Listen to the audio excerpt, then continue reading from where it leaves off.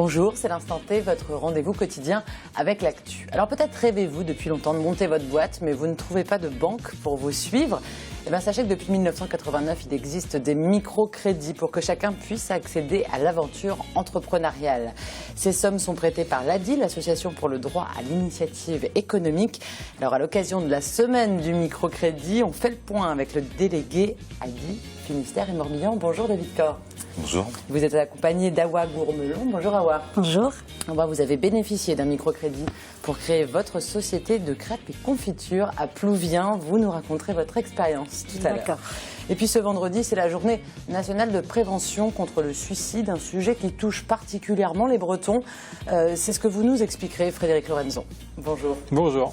Et puis, comme chaque jeudi, vous aurez aussi le droit de rire avec l'Instant Web et Benjamin Bréon. Bonjour Benjamin. Bonjour Pauline. De quoi on parlait les réseaux sociaux cette Ils semaine. ont eu des étoiles plein les yeux. C'est vrai, on a hâte de voir ça. On vous retrouve en fin d'émission Benjamin, mais tout de suite on démarre par un point sur l'actualité de ce jeudi 4 février. Et une nouvelle journée d'action pour les agriculteurs en Bretagne. Ce jeudi encore, ce sont les grandes surfaces qui sont visées, comme ici à Vannes dans le Morbihan, où l'enseigne Leclerc était bloquée par 80 agriculteurs, empêchant les clients de se garer sur le parking.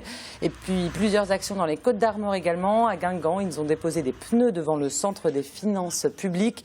Et à Lannion, dans l'après-midi, les manifestants ont déposé des croix et se sont allongés devant le centre des impôts. Dans le Finistère, la journée était plutôt calme avec un blocage de supermarchés dans le pays bigoudin ce jeudi matin. Et puis mouvement de grogne également des salariés de DCNS à Brest. Ce jeudi matin, ils étaient près de 200 rassemblés sur le pont de Recouvrance, bloquant la circulation, mais aussi le passage d'une frégate qui devait entrer en Pinfeld. Au cœur de leurs revendications, la suppression de plus de 350 postes sur le site brestois.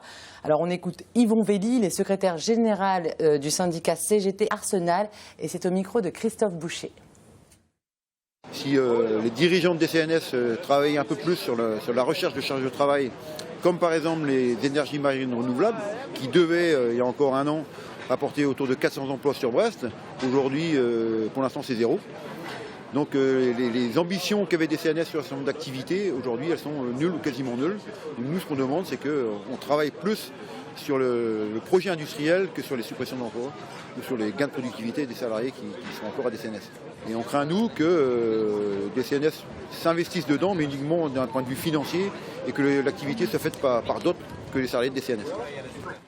Alors on écoute également Alain Duval, qui est le directeur des ressources humaines de DCNS à Brest. Il n'a pas voulu parler de suppression d'emplois, mais il évoque la stratégie de la société en matière d'énergie marine renouvelable. L'an dernier, DCNS a présenté un plan stratégique validé par ses actionnaires, qui prévoit pour les énergies marines renouvelables une part de chiffre d'affaires de 15 à 20%, donc dans les énergies marines renouvelables à l'horizon 2020.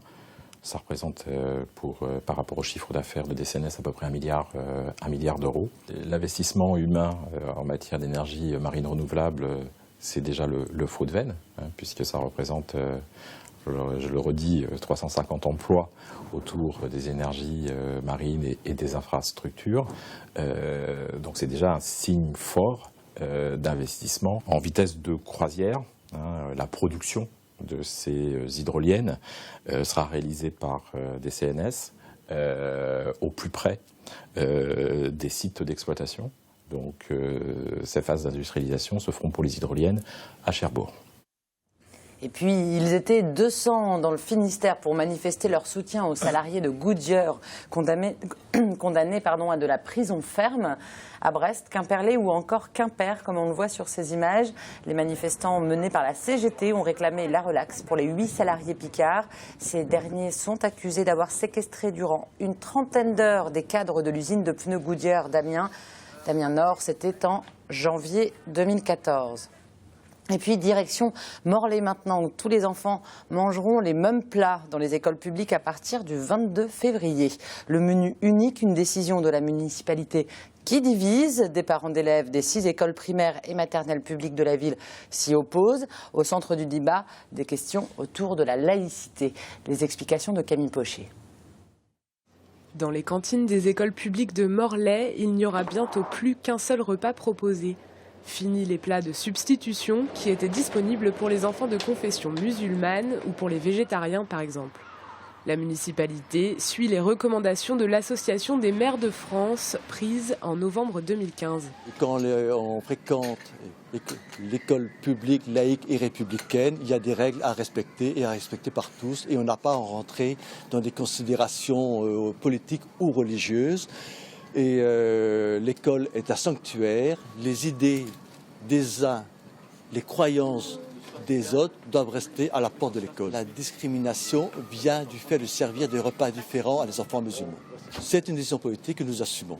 10% des enfants choisissent des plats de substitution, notamment pour éviter de manger du porc.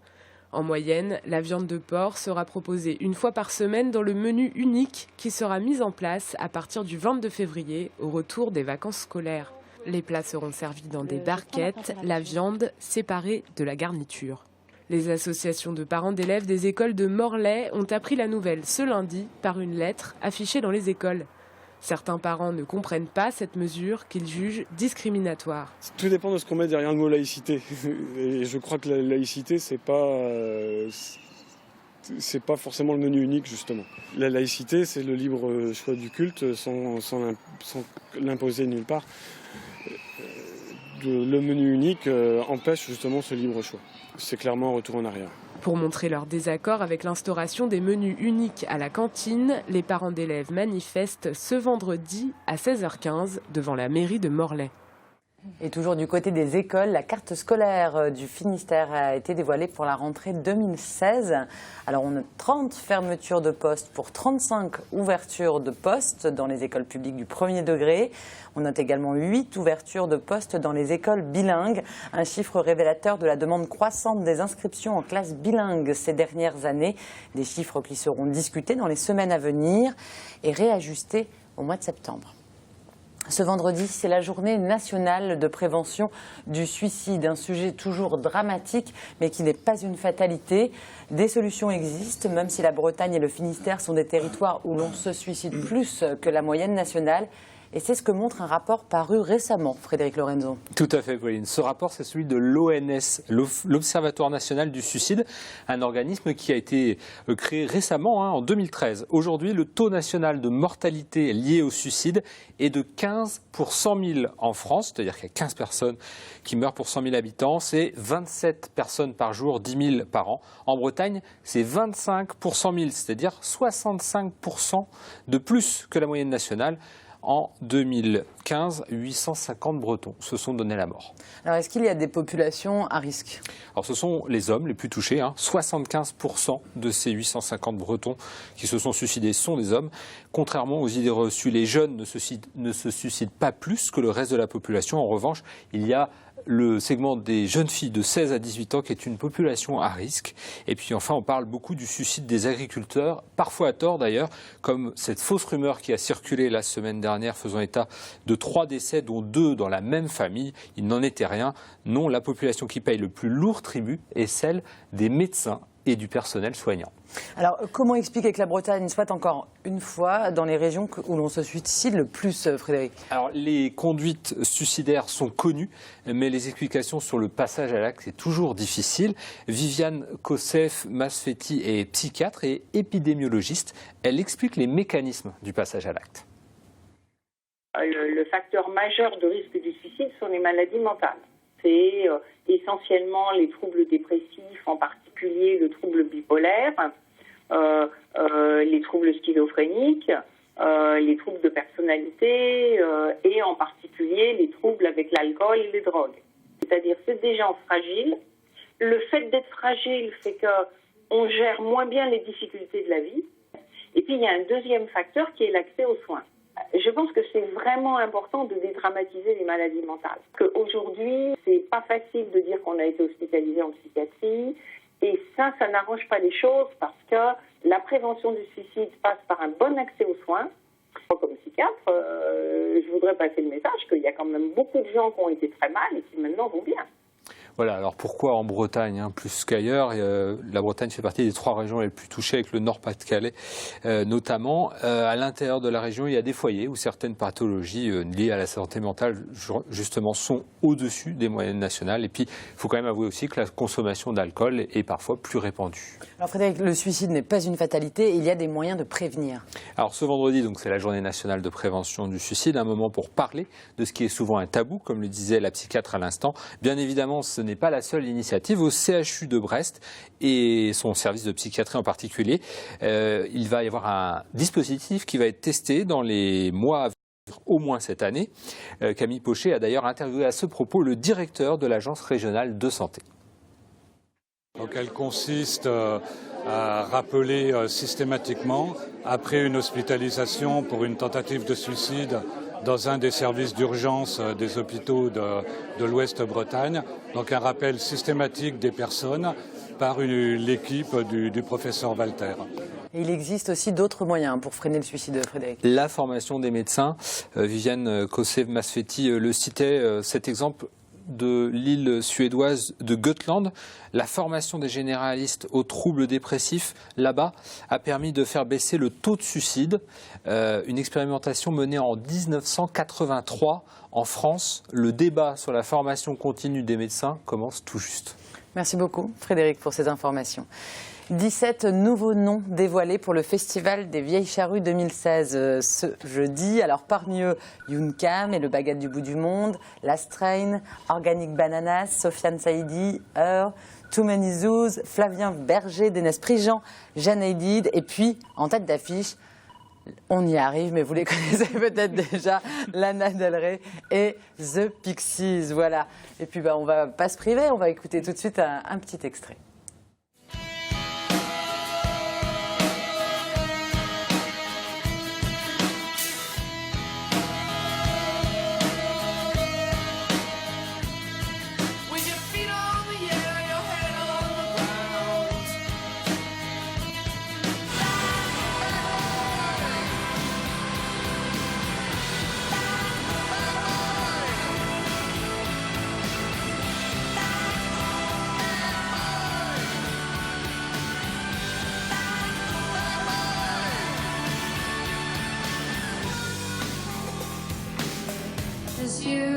It's you, it's all for you.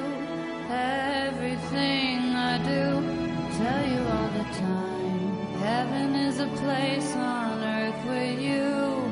Tell me all the things you wanna do. I heard that you like the bad girls, honey. Is that true?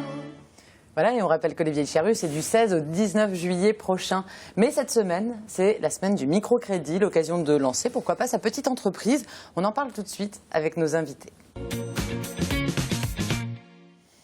À Wagourmelon, il y a plus d'un an, vous avez créé votre activité de confiture et caramel à Plouvien, alors que les banques ne vous prêtaient pas forcément d'argent.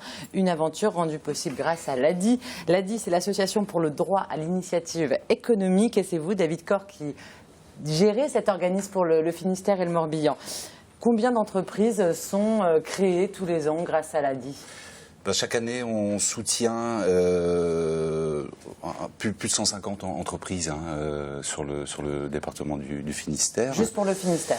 Pour le Finistère, donc une croissance de notre activité. Donc ce que propose l'ADI en fait aux créateurs d'entreprises sont des financements pour concrétiser leurs projets. Elle propose également des financements pour permettre de développer ces activités.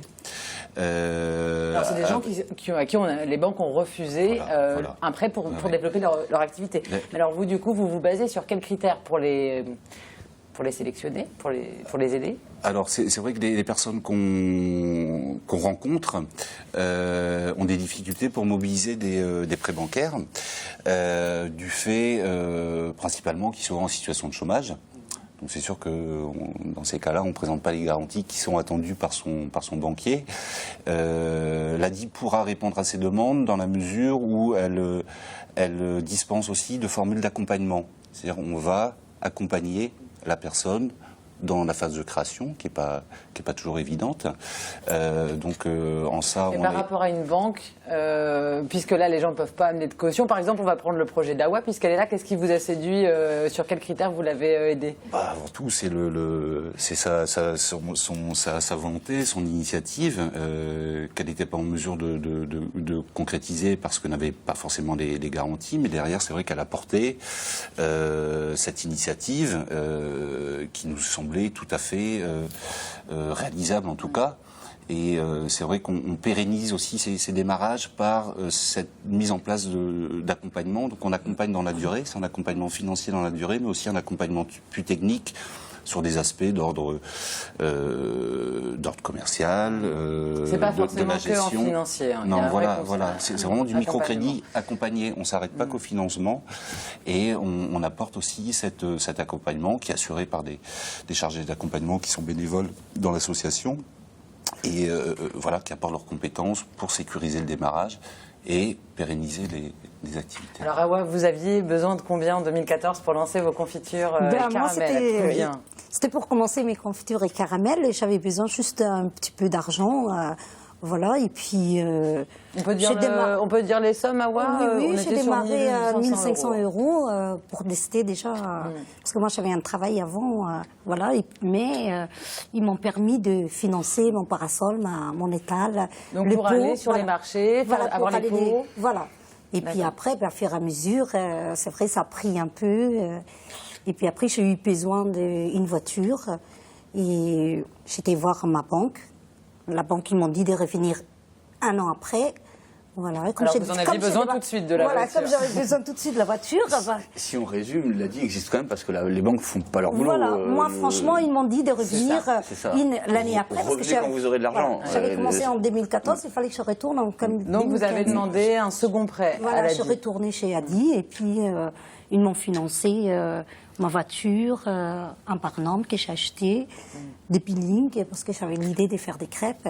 Et puis voilà, ça a démarré comme ça. Donc vous avez d'ailleurs depuis développé une activité crêpes. Oui. Et comment se porte votre petite entreprise? Très bien. J'ai une bonne clientèle sur Brest. Et puis je remercie beaucoup d'ailleurs. Avec simplement l'appui des banques, aujourd'hui, vous n'en seriez pas là? Non, moi j'aurais resté mon boulot avant. Et puis... j'aurais pas été... c'est grâce... Aujourd'hui, vous remboursez l'ADI? Oui, tous les mois. Ça coûte aussi cher que de rembourser une banque, de rembourser l'ADI, David Corr. C'est les mêmes taux à peu près. Ça revient à peu près pareil. Ça revient à peu près pareil. Après, la différence, oui, c'est ces formules d'accompagnement qui sont gratuites. Après, je relativise juste un petit peu vos propos, mais c'est vrai que nous, on intervient sur des montants qui sont relativement limités. Hein. Les prêts de l'ADI vont de 500 à 12 000 euros. Et c'est vrai que c'est pas une opération dans un système économique classique qui est pas forcément rentable non plus. Donc nous, on a le temps d'accompagner et de prendre ce temps pour expertiser les projets. Où est-ce que l'ADI trouve l'argent, du coup? Auprès des banques. Auprès des banques qui sont... C'est pour ça que les gens remboursent l'ADI, pour que vous remboursiez qui sont nos partenaires, qui nous permettent de mettre à disposition des fonds. L'idée, c'est que ceux qui n'avaient pas accès aux prêts bancaires à la création parce qu'ils étaient au RSA, il faut savoir que 40% des personnes qu'on finance sont allocataires du RSA, les 3/4 sont demandeurs d'emploi, et l'idée c'est que ces personnes-là puissent retrouver une crédibilité bancaire. Ça se fait pas du jour au lendemain, parfois il faut quelques mois, quelques années, et c'est aussi notre mission d'accompagner ces créateurs vers la bancarisation. En moyenne, combien ils vous empruntent? Donc ça va jusqu'à 10 000 euros, hein, c'est votre plafond? On est sur un montant de 5 000 euros, 5 000 euros en moyenne. Alors surtout sur on accompagne dans la durée. Parfois les situations financières sont aussi difficiles, donc on va intervenir via un premier palier de financement. Et quand on a plus de visibilité sur l'activité, quand la personne arrive à se dégager des revenus supplémentaires, on va pouvoir passer à des paliers supérieurs de financement. C'était le cas pour Awa notamment, avec un petit financement au démarrage. Et quand on a plus de visibilité, quand la personne a pu asseoir son activité et la développer, on pourra intervenir sur des schémas de financement plus, des prêts plus importants. À horizon 2-3 ans, quel pourcentage de ces activités sur la centaine, sont que vous pérennes aidez par an, il y en a combien qui... Alors, on est sur un taux à 2 ans de pérennité de 70%, donc ce qui est plutôt satisfaisant. Ça prouve que les personnes qui se lancent et qui étaient en situation pas forcément évidente et éloignées du marché de l'emploi arrivent à se réinsérer professionnellement, à créer leur propre emploi dans la durée. Après, ce qu'on va regarder aussi, c'est le taux d'insertion des personnes qu'on finance, parce qu'un certain nombre arrêtent, mais c'est important aussi de les accompagner sur ces phases d'arrêt et de leur permettre de rebondir sur autre chose, une formation. Vous rembourser, si ça ne marche pas leur petite boîte et qu'ils ne peuvent plus rembourser la vie. C'est des choses qu'on anticipe à la mise en place du prêt.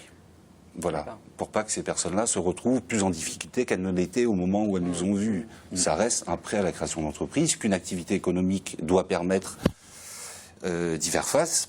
Et après, en fonction du contexte, la difficulté peut-être d'une viabilité difficile d'un projet, on essaye, et via l'accompagnement, de réajuster les échéances. Voilà, en fonction mais la plupart des du temps, revenus. c'est anticipé. Voilà. En tout cas, vous l'avez montré avec les 70% de projets qui fonctionnent bien.